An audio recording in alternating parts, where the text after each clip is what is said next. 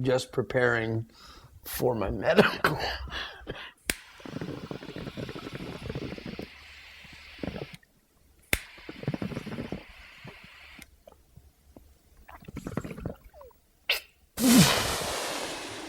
Whoa, whoa, whoa.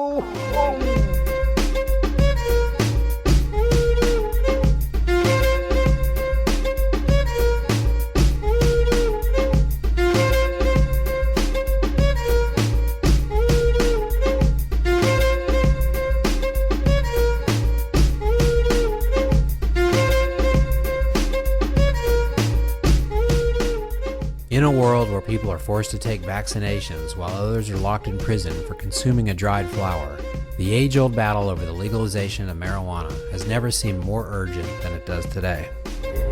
There's no question that making marijuana legal, taxing it, controlling it, regulating it, trying to keep kids out of trouble with it would be beneficial in all sorts of ways. And one of the biggest, of course, would be the economic consequences. You look at the way Governor Schwarzenegger in early 2009 said it's time for a debate on legalizing marijuana. And one of his major reasons for saying that was that the state's facing an overwhelming budget deficit.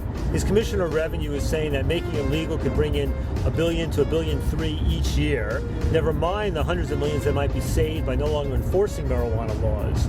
So take that California effect and multiply it around the rest of the country, and what you're talking about is bringing in, if you were to make marijuana legal around the country, you're talking about bringing in 5, 10, or maybe even more $1 billion per year, and at the same time saving perhaps a comparable amount in law enforcement costs that are spent enforcing a failed and ineffective marijuana prohibition policy.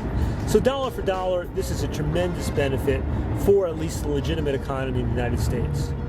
As the summer of 2009 approached, the economy just seemed to be getting worse and worse. In California, the government started cutting back on education, and state employees were getting paid with IOUs.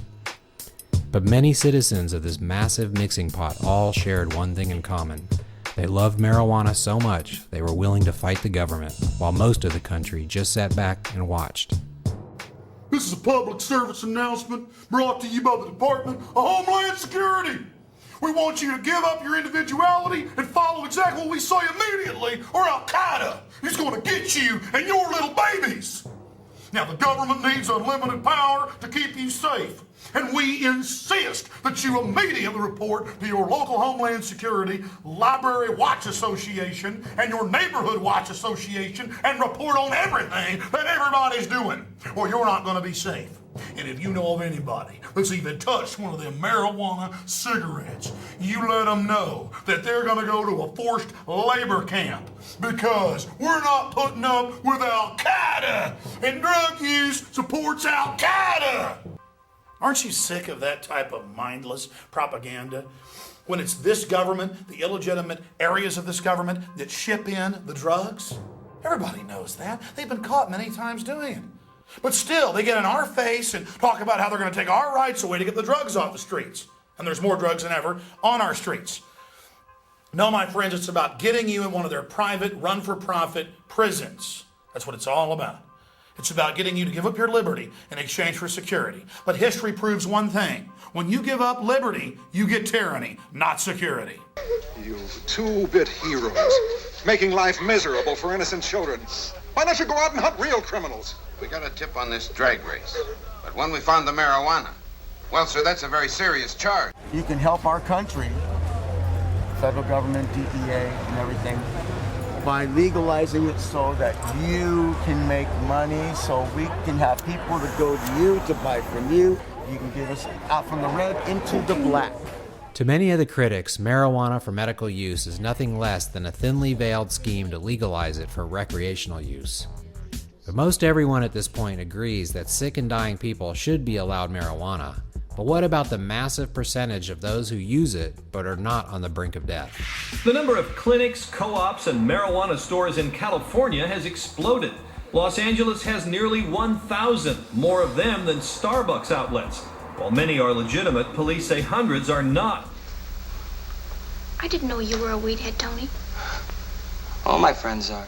Who are the average users of medical marijuana? And how are non-terminally ill smokers any different than the common recreational user? Nice. Now that LA had over 1,000 dispensaries, why would a pot smoker ever need to go to a place like Amsterdam? Would the city of Los Angeles allow so many dispensaries to continue to exist? And who are the people behind this blossoming billion-dollar industry that could sweep the nation depending on how the California experiment turns out? That smile on a patient's face when they realize that they can use something safe legally instead of having to depend on big pharma, as we say, either liver toxic or addictive narcotics for their pain in particular. That smile is worth as much as the money I make. And frankly, I'm not making much money right now. Marijuana pouring in from Latin America through Mexico into the United States is covered in pesticides and paraquat. It's all been bunched together, crammed into bricks, losing most of its true medicinal attributes that it has. Imagine if California and other states are simply left alone and allowed to bring the cultivation of hemp up to a high art form. Imagine what that can do for our country that's in so much financial trouble. And imagine what that'll do to the greedy drug cartels right now that still control much of the trade. Only marijuana prohibition has allowed that to happen. Known for being one of the most liberal places in the entire United States, West Hollywood is a mecca of dispensaries.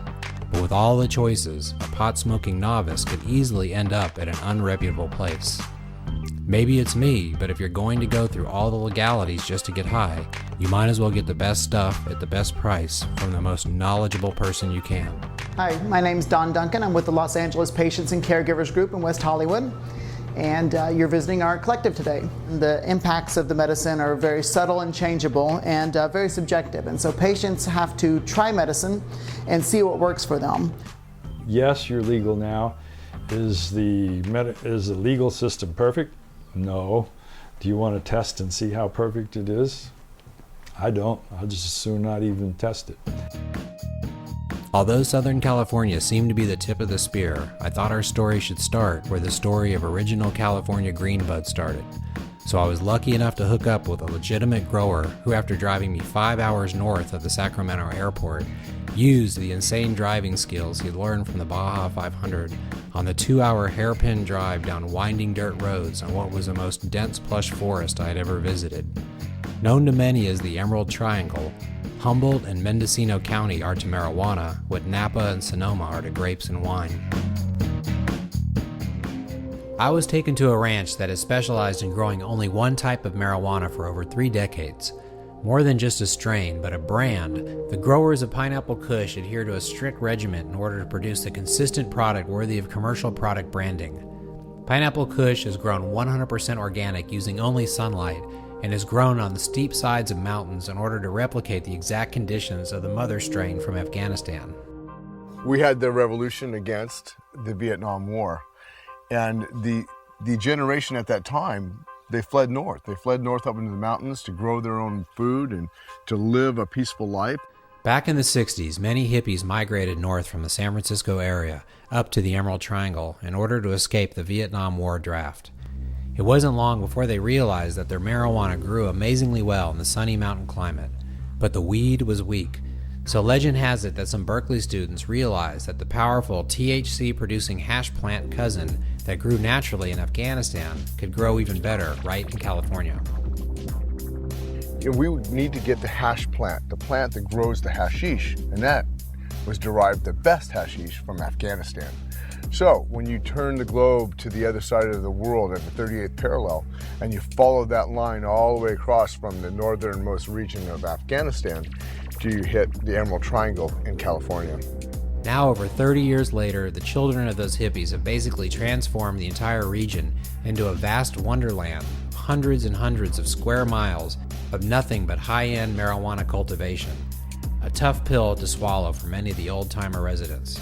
So this is the story, and this is why, as throughout Europe, even in Amsterdam, wherever you go, the California green bud, the pure Kush, is the best in the world.